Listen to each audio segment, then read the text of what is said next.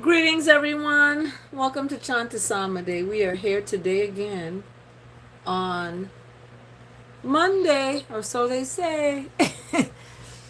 Someone said to me when I told them, I said, Happy Monday, or I think it was Happy Tuesday or something. They were like, How do you know it's Tuesday? That's what they tell us it's Tuesday. I said, I don't know. But I must have this on the wrong side.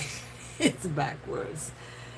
Anyway, I've been up, y'all, from, whew, I don't know, what time is it?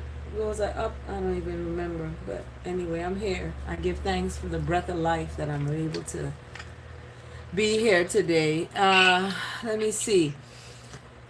I gotta move quickly because it's stormy outside. It looks like it's raining. We're at the little bit 13 after the hour here.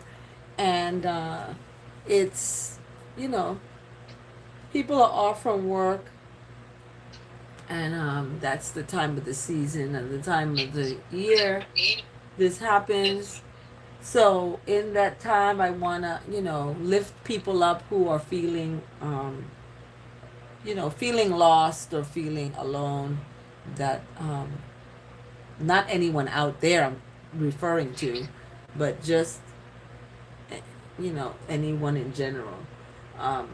Because research shows that the U.S. has a high rate of depression and anxiety, and that's gonna propense this idea of drugs, medication, for people. So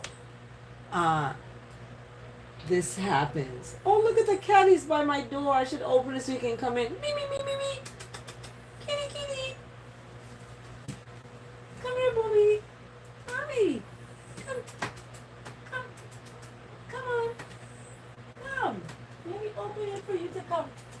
Here. Come on. Come here. Come on. Come on. Come in here. Yeah, come get the little creatures. So, yeah, I'm gonna just leave the door open just a little bit for him, so he can come in here. I should give him a snack. Anyway, so yeah, there's a high rate of depression, and it's affecting people. So I just wanted to preface, the psalm, because when I looked at the psalm today, it's about sitting at the righteousness of goodness, sitting there, and it says, "Sit at my right hand," right? So, I was in a deep communication with someone about, religion, and my mom, actually, she was telling me about her experience, and the reason she's been turned off by the religion. A priest tried to molest her, basically. He tried to touch her. My mom is beautiful. She's a beautiful woman, and she's an Indian woman, and yeah, the colonialists um, indoctrinated, religion came in, and this is what they do: they rape the women, and the boys, girls and boys, So people have been shunned away from going to church. The churches are empty. Okay, I go to Sunday service and nobody's in there, like 5 people. So nobody goes in, you know, and I looked at the reason why people have been kind of pushed away or they've been traumatized by the churches is because of the colonialism, the capitalism. I said to you all, colonialism and capitalism got together. They got married, they had a baby called white supremacy. And this white supremacy just spread like a disease all throughout creation, okay, to the point where the anything black, with that was all of it, because everything black was created. The universe is black. That's the only thing they couldn't get rid of, was the black universe. Anyway,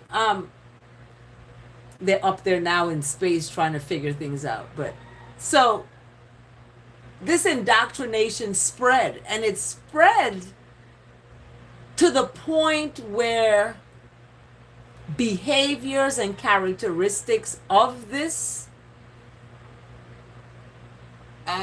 ideology of white supremacy that's, going and taking over people, conquering, that's why the Most High is referred to another name as the conquering lion, because these conquerors of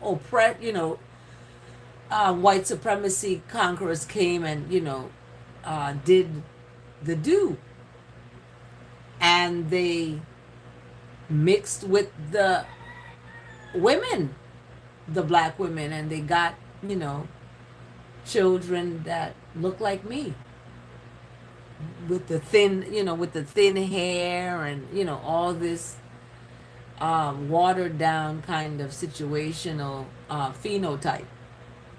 So we see this has happened. This indoctrination has happened. People talk about, crabs in the bucket, the black people are crabs, and da, da, da. That's that white supremacy, that indoctrination. And they treat each other that way, with hate. If you hate yourself to the point you got to put a wig on, you got to put on fake eyelashes, or you have to put on, another type of hair type. There's a mental problem, okay? And what that mental problem is stemming from this indoctrination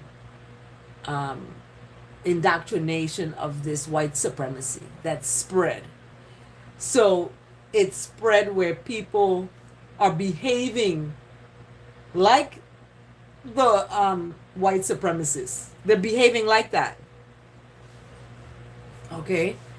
They want to doom you to hell and brimstone and hell because you don't follow this rule. However, I just read the book of Galatians.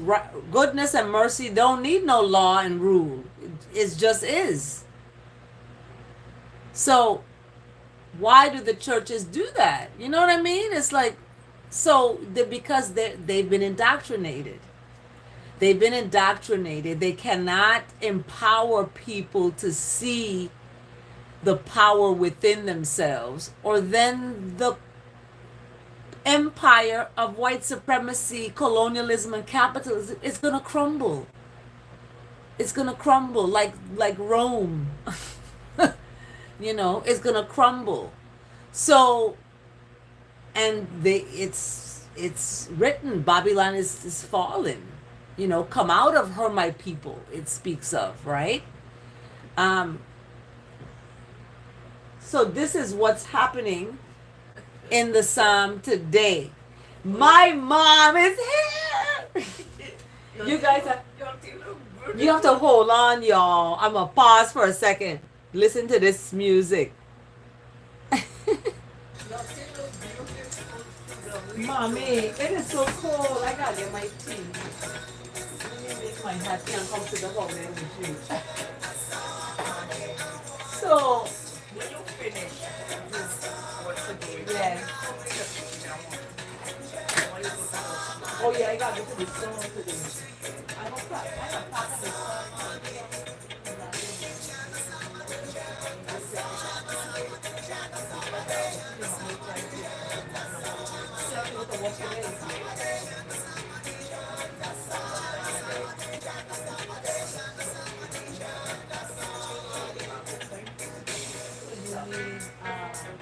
some stuff.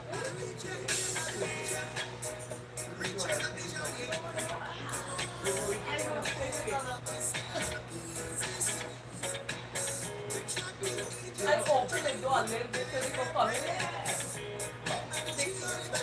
Right? I don't want like come on. I said the trunk, right? What happened? Another one. Yeah, this figure it out. Yeah. Let me tell you, this was it. Nothing I ain't getting. I didn't have no cheese. Oh, no, right on the stuff. I will give you $100. No! You don't want to buy nothing. That's what you want. Yeah, because I'm not going to take no money from you.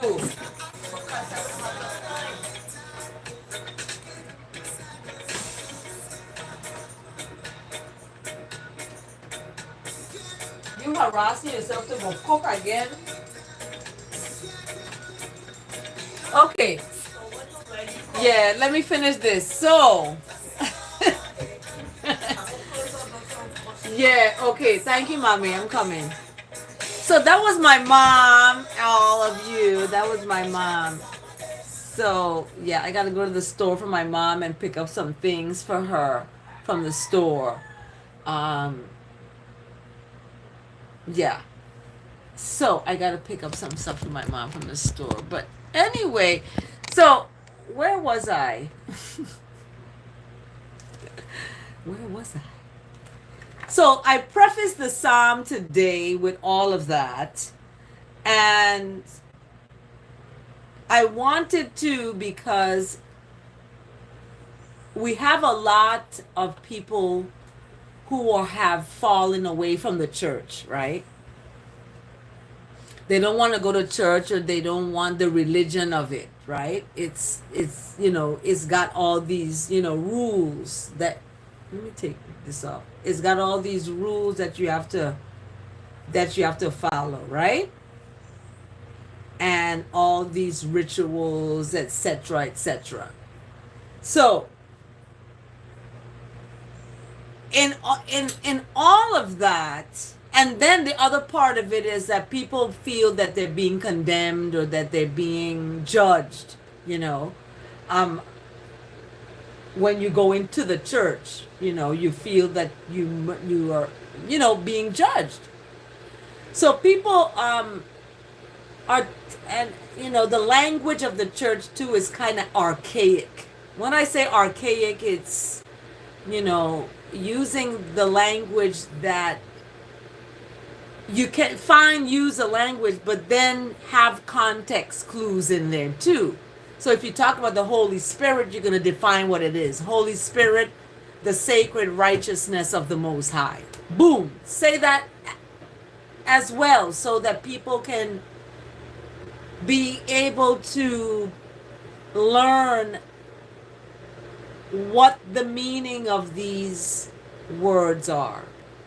How do these words operate? What's the operational definition of these words, right? So, in looking at the psalm today, it's Psalm 110. Today is the 30th. We're about 20-something minutes after the hour. It's Psalm 110. And Psalm 110, we have um, title "Sit at My Right Hand." So when I translate that, I look at that as righteousness. Sit at my righteousness. You're sitting at your own righteousness, your own goodness. That's divinely put there, okay? And in Psalm 110, and this psalm is pretty short, it's 7 verses, really short, and it speaks of the Most High, that righteousness, speaking with words and telling folks to sit. So when someone tells you to sit, isn't that something, a patient surrendering, right? You're patiently surrendering at righteousness. And the reason is because you have enemies. There's the opposite of righteousness that's out there, and that may be inside you. You got to get right, okay? So, sitting at your righteousness until that righteousness makes the enemy of righteousness a footstool. Like you can be able to put your foot on it. So I'm getting the patient vibe right now. Okay. Verse 2 speaks of where this is coming from. It's sending forth from this place, a sacred place, and it's accompanied by this mighty scepter. Okay, think of Moses when he parted the Red Sea, and that scepter, that was that conduit of the most sacredness of righteousness moving forward in that event. And the people of righteousness is going to offer themselves freely on the day of this powerful event of righteousness. They're going to be dressed in holy garments. Okay, verse 3. They're going to be dressed in these garments that are sacred garments. Okay, and from the womb, so from their mother's womb, of the rise, the dew of youth will be on them, meaning they're going to have this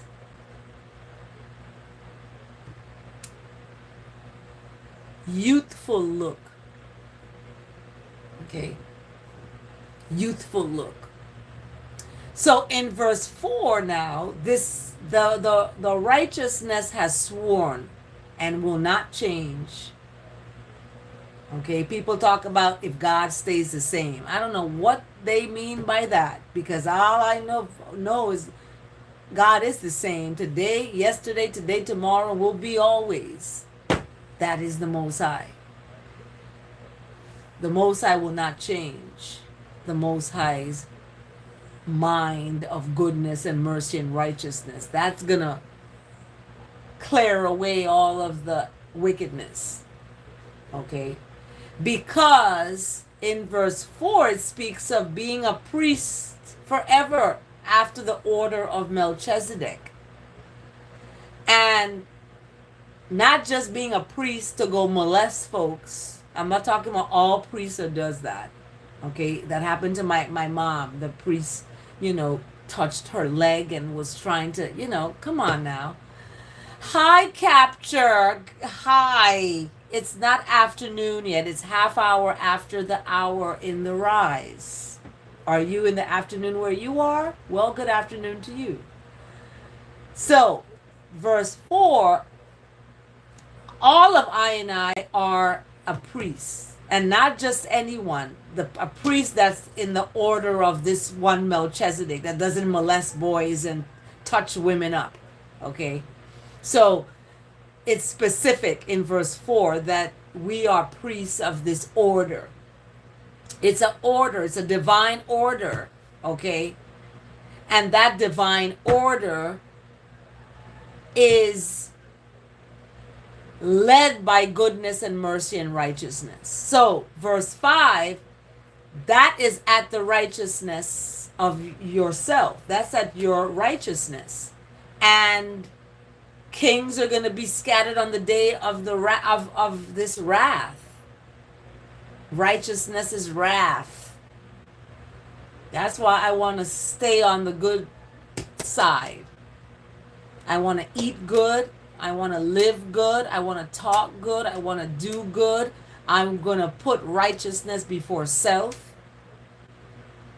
I'm not going to be self-righteous. I'm going to be righteous first before self. Just like service before self is righteousness before self.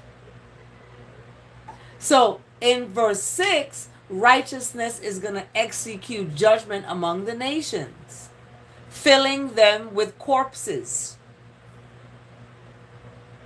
Yeah, what's a corpse but a dead body? Yeah. And shattering chiefs over the wide earth.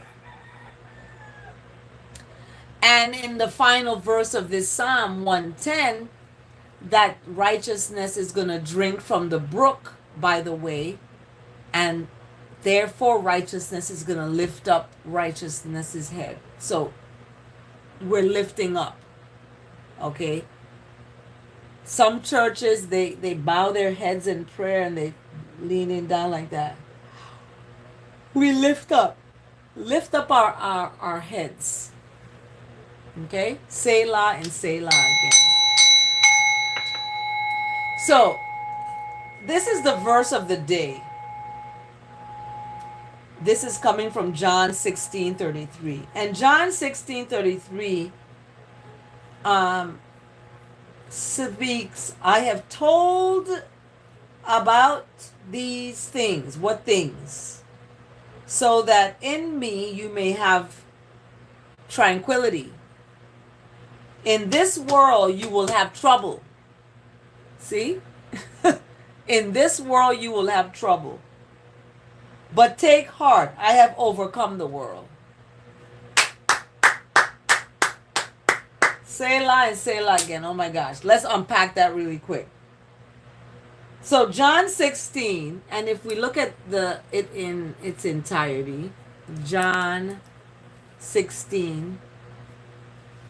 John 16 talks about, I have said all these things to you to keep you from falling away.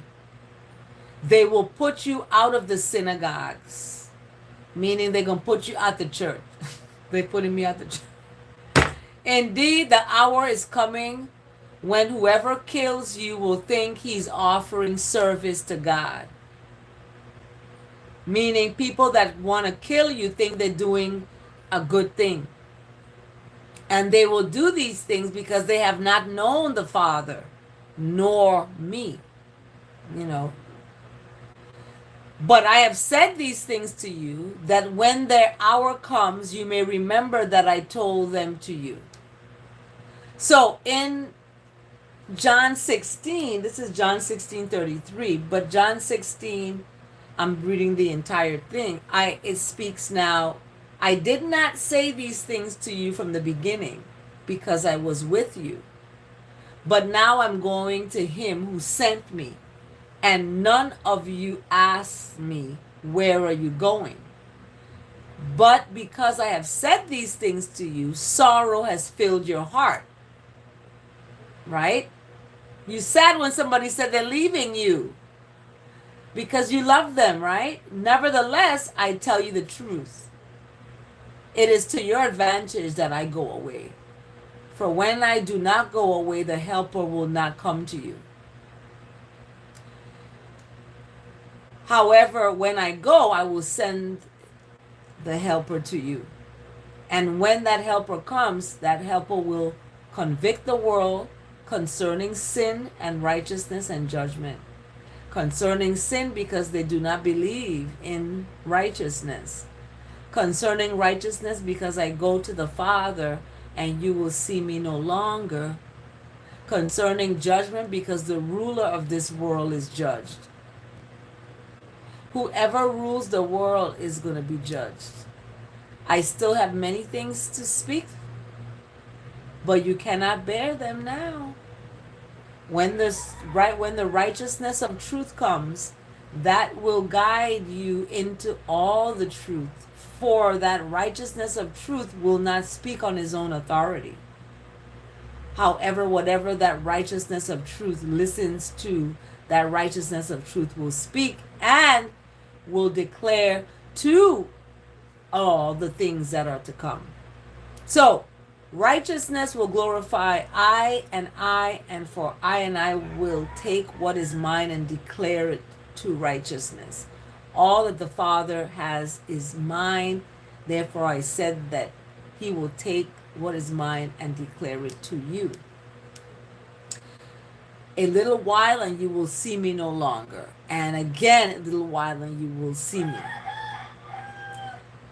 That's a powerful statement right there. So some of his disciples said to one another, what is this that he says to us? A little while and you will not see me, and again a little while and you will see me, and because I am going to the Father? So they were speaking, what does he mean by a little while? We do not know what he's talking about. So Jesus knew that they wanted to ask him, so he said to them, is this what you are asking yourselves? What I meant by saying a little while and you will not see me, and again a little while and you will see me? Truly, truly, I say to you, you will weep and lament, but the world will rejoice. You will be sorrowful, but your sorrow will turn into joy. When a woman is giving birth, she has sorrow because her hour has come. But when she has delivered the baby, she no longer remembers the anguish for joy that a human being has been born into the world. So also you have sorrow now. But I will see you again, and your hearts will rejoice, and no one will take your joy from you. In that day you will ask nothing of me. Truly, truly, I speak. Whatever you ask of the Father in the name of righteousness, that's will be given to you. Until now, you have asked nothing in my name. Ask, and you will receive, that your joy may be full. So, it speaks again, I have said these things to you in figures of speech. The hour is coming when I will no longer speak to you in figures of speech, but will tell you plainly about the Father. In that day you will ask my name, and I do not say to you that I will ask the Father on your behalf. For the Father himself loves you because you have loved me and have believed that I came from the Father. I came from the Father and have come into the world, and now I'm leaving the world and going to the Father. So his disciples said, now you are speaking plainly and not using figurative speech. Now we know that you know all things and do not need anyone to question you. This is why we believe that you came from God, the Father. Jesus answered them, do you now believe? Behold, the hour is coming. Indeed, the hour has come when you will be scattered, each to his own home, and will leave me alone. Yet I am not alone, for the Father is with me. I have said these things to you, that in me you may have tranquility. In the world you will have tribulation, but take heart, I have overcome the world. So this is the verse today, and this is where it began. Okay? Selah and Selah again. overcoming the world, because like I said to someone, am contrary to the world. I'm not of this world. And because I'm not of this world, I'm not going to talk like the people of this world. I'm not going to look like the people of this world. I'm not going to eat like the people of this world. And even though I may be around people that are of this world, I am not going to get sucked in to people of this world. You can't put your hand on me. I don't care if you're holding my, no, no, no, no. I have not descended yet. You can't touch this body, this goody, this being. You cannot. Okay? I gave someone a hug yesterday. You know, I hug people. I love to give hugs. But I'm very selective with that. You know, it's specific people that get to be in my presence and get to share that touch of my hand with me. Okay? So that was the verse today.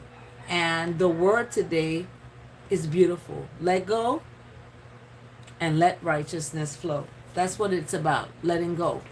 So let go and let righteousness flow. Let go of a person and let righteousness flow. You don't have to hang on to someone for their life. Hang on to your righteousness, to yourself. Let go. Let righteousness flow. So this is what the psalmist says. You can tell I'm sleepy. I'm getting ready to go to sleep. I'm tired. My mom wants me to go to the store. I need to take a little nap. Anyway, I let go of the past and welcome my future. So if you're in a position, a situation where you have to let go of the past, this is the time now, because people are going into a new calendar year.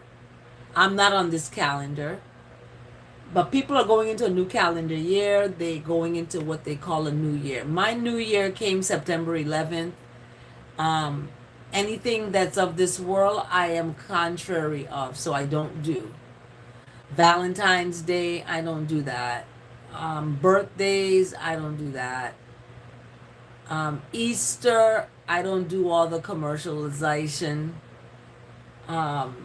New Year's, I don't do that. Thanksgiving, Halloween, Christmas, no, I don't. You won't. Don't invite me to any of those things. Don't invite me to those things. If you're having a Christmas gathering, leave me off the invitation. She don't do that. Yeah, so that's not me. If it's a work thing, yeah, it's a work thing. Anyway, let go of the past. This is the past. This is what I used to do. I used to do these things, but I don't anymore. I welcome my future. So as this year draws to an end in the calendar year, many of you are on this calendar. I'm not on this calendar. I prepare for the new year by letting go of what has been and releasing expectation about what will be. And I said that to someone. I don't have expectation. I'm not going to expect nothing from anyone. Nothing. With gratitude, I reflect on the good times. Next, I release the disappointments and difficulties, freeing myself from rumination and regret. Like you keep thinking about these folks. Stop it. You know, stop stalking people's pages. You know, just stop. Free yourself from ruminating on folks and regretting whatever happened. Open your heart to forgive. Be in that space and offer forgiveness where needed, including for yourself. Yes, forgive yourself for being an ass. Forgive yourself for being a dumbass. Forgive yourself for being a fool. Forgive yourself for being foolish. Okay? Forgive yourself. Forgive yourself. Newly cleansed, I prepare for the new year, becoming still for just a momento. I sense new possibilities from a righteous path. Sacred righteous path, not spiritual. I don't know what that is, but it's got spirit in it. And spirit can mean alcohol. I don't want a spiritual path. I want a righteous path. Some may say it's semantics and it's just a word, but to me, it is what Christ was. He was the Word. The Word became flesh and it manifested itself on the earth and spoke. It was crucified because it was using the Word in purification, purified in the fire 7 times before you open your mouth and speak. Okay? Purified in the fire 7 times. So it is not about semantics. That's the English slave master mentality and ideology. And that's the indoctrination that we have been granted. Hi, hotel. Hell is low. I don't want to go, baby. What you doing, hotel? How are you? Hi. So,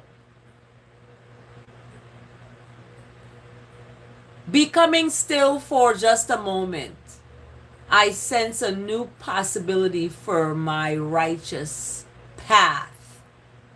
I don't deal with Casper, the friendly ghost. Okay? I don't deal with a spirits and ghouls and goblins and, whatever it is. I don't deal with that. I deal with people that is alive and I can see you. You can communicate with me. Okay? Yes, I don't want you to say my spirit is there. No. My righteousness is there. Because people can have bad spirits and good spirits. And don't tell me I know what you know what I'm talking about. Well, talk about it. If I'm supposed to know what you're talking about, talk about it then. Speak the word of it. Shucks. So, I listen. I listen for the divine guidance that whispers in the silence of my heart. Okay? I listen for this divine guidance. It's a guidance that is sacred because it's going to lead me in the paths of righteousness. Yes. Hotel, Dr. Righteousness. We need some righteousness. The world needs it. I'm willing to follow in the direction of my highest good. That's why I'm going to follow in the direction of my highest good. Okay? I'm going to letting go in gratitude prepares my way for a new chapter of my life. So I'm going to let go in gratitude. I'm going to be grateful. Okay? It's no friendship lost. Hotel, you visited your grandma because of me. Not because of me. It's because of you. It's what's inside of you. That's what's up, hotel. That's what's up. That is because of you. I'm not in you to pull myself up to go and visit the grandma. You did that. That fire in you, that love in you, that awareness, that intentionality of goodness in you moved you to do that. Okay? And some people mightn't believe in, God, Lord, and this is not about religion, y'all. It's about just kindness. Why can't we just get to that? All this other stuff is just what? Oh, I made the spark for the fire. Okay. You just want to give me some little credit here, but I'm giving it right back to you because it's you, because many are called to listen to this channel and tune in, but let me tell you, few are chosen to really live in the way. Okay, people can believe, look, Hotel, there's people out here who say they believe in God, but they would never go visit their grandma and do what you did. So who's the atheist? Okay? Anyway, becoming still for just a moment, right? I sense new possibilities for a righteous path. I listen for the divine guidance, okay, that whispers in the silence of my heart. I read this already, but I have to read it one more time. I'm willing to follow, okay, just like Hotel said there. Hotel is willing to follow the highest good, and the highest good that Hotel followed led them to visit their grandma. And let go in gratitude of the past. Let go of the past. Free yourself from the rumination. Free yourself. Right? Let go in gratitude. That's going to prepare a way for a new chapter of your life. Yes, I remembered. And it's okay. Because guess what? People all are atheists. Yeah. Anywho, this word today, letting go and letting righteousness flow, letting the goodness come out, right? You see how good they took the O out, one of the O out, and made God? Yes. So check it out now. So just let go, let good. Let go, let good. Let good come. I receive it. I receive it. If I'm not going to keep it a secret. Well, it's not a secret because, there is, it's not a secret because you know it. You know it. And now, everyone who's listening to the channel, they don't know who you are, Hotel, but, it's, what are you afraid of? Yeah, people can, be mean, but we have to lead by example. So let go and let righteousness flow. Those words are brought to us by Matthew 18:18. So we got two 18s happening. And Matthew speaks, and Matthew says, truly I tell you, whatever you bind on earth will be bound in heaven. So whatever you do here is going to be done there, right? And whatever you loose on earth is going to be loosed there. So let's bind goodness. Let's sow seeds of righteousness so that we can have a future. Because when we talk about heaven, we talk about our future. What is our future going to be? We want our future to be good. So whatever you plant here on earth, you're preparing for that future. So don't be afraid.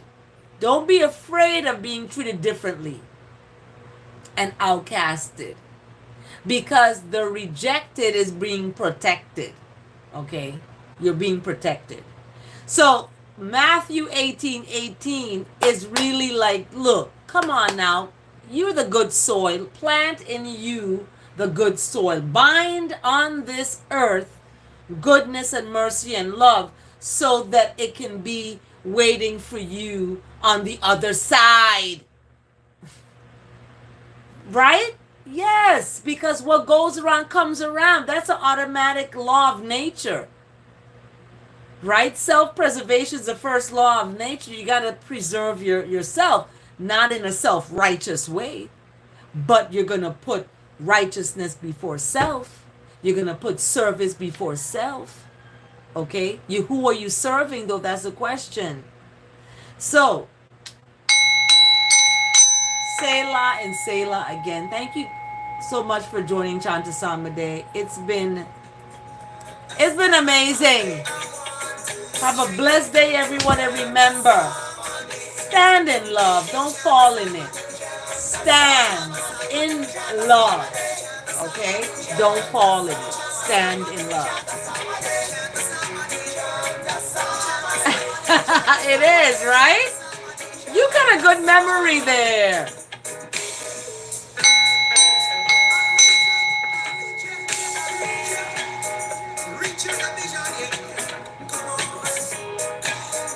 Have a blessed day, everyone. And remember what I said. Don't fall in love.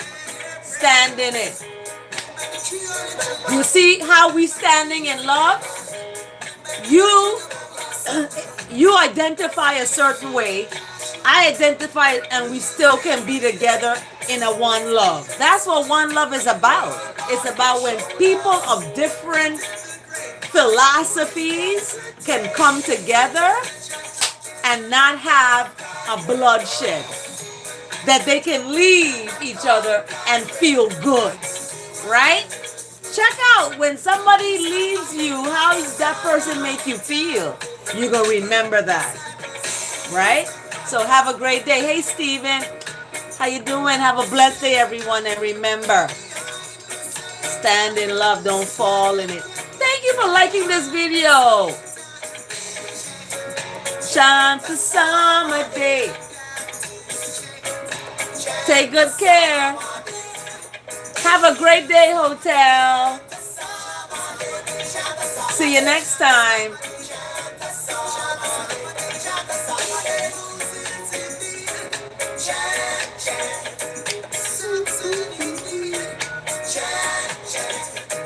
Thank you for liking this video. Oh. Have a blessed day, everyone. Remember what I say. Stand in love. Don't fall in it.